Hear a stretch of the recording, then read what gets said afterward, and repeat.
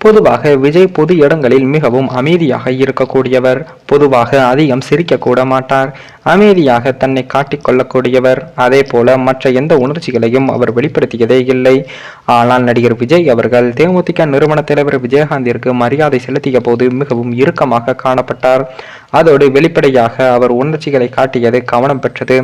விஜயகாந்த் இருந்த பாக்ஸ் மீது தலையை வைத்து அங்கேயே அவர் கண்ணீர் விட்டார். அப்படியே உடைந்து போய் விஜயகாந்த் முகத்தை பார்த்து கொண்டே உறைந்து போய் நின்றார். மிகவும் உணர்ச்சிகரமாக அவரின் முகம் காணப்பட்டது. அதே போல ஐஸ் பாக்ஸ் மீது அவர் அப்படியே முகத்தை வைத்தபடி சோகத்தின் உருவாகவே இருந்தார். அவரை பார்த்த ரசிகர்கள் பலர் அதிர்ச்சியிலும் உறைந்தனர். அதே போல விஜயகாந்திற்கு மரியாதை செலுத்திய போது மிகவும் இறுக்கமாக காணப்பட்டார். அதோடு வெளிப்படையாக அவர் உணர்ச்சிகளை காட்டியதும் கவனம் பெற்றது. விஜய் இப்படி உணர்ச்சி வசப்பட காரணம் என்னவென்று பார்த்தால், ஒரு காலத்தில் சினிமா உலகில் விஜய்க்கு எல்லாமுமாக இருந்தவர் தான் நம்ம விஜயகாந்த். விஜயகாந்த் நடித்த வெற்றி என்ற திரைப்படத்தின் தான் விஜய் குழந்தை நட்சத்திரமாக அறிமுகமானார்.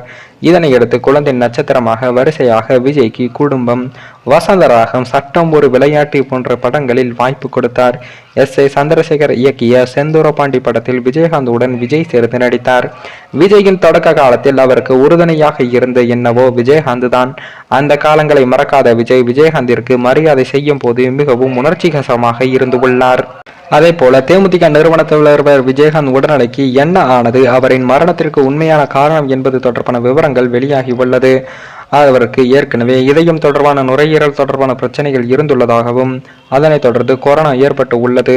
ஆனால் மரணத்தின் பின் அது பாசிட்டிவாக இல்லை. இதனால் அவரின் மரணத்திற்கு கொரோனா காரணம் என்று கூற முடியாது. மரணத்திற்கு பின் செய்யப்பட்ட சோதனையில் அவர் கொரோனா பாசிட்டிவ் இல்லை. விஜயகாந்த் நுரையீரல் அலர்ஜி காரணமாகவே மரணம் அடைந்து உள்ளார் என்றும் அறிவிக்கப்பட்டு உள்ளது. இந்த நிலையில் தான் தற்போது நடிகர் விஜயகாந்தின் மரணமானது திரையுலகை மட்டுமில்லாமல் ஒட்டுமொத்த தமிழ்நாட்டையும் கண்ணீரில் மூழ்கடித்து உள்ளது. திரைத்துறையினர் பலரும் அஞ்சலி செலுத்திய வண்ணம் உள்ளார்கள்.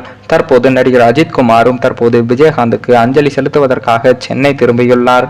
நேரடியாக தற்போது நடிகர் விஜயகாந்தின் உடலுக்கு நடிகர் அஜித்குமார் அவர்கள் அஞ்சலி செலுத்த உள்ளதாகவும் செய்திகள் வெளியாகி உள்ளது.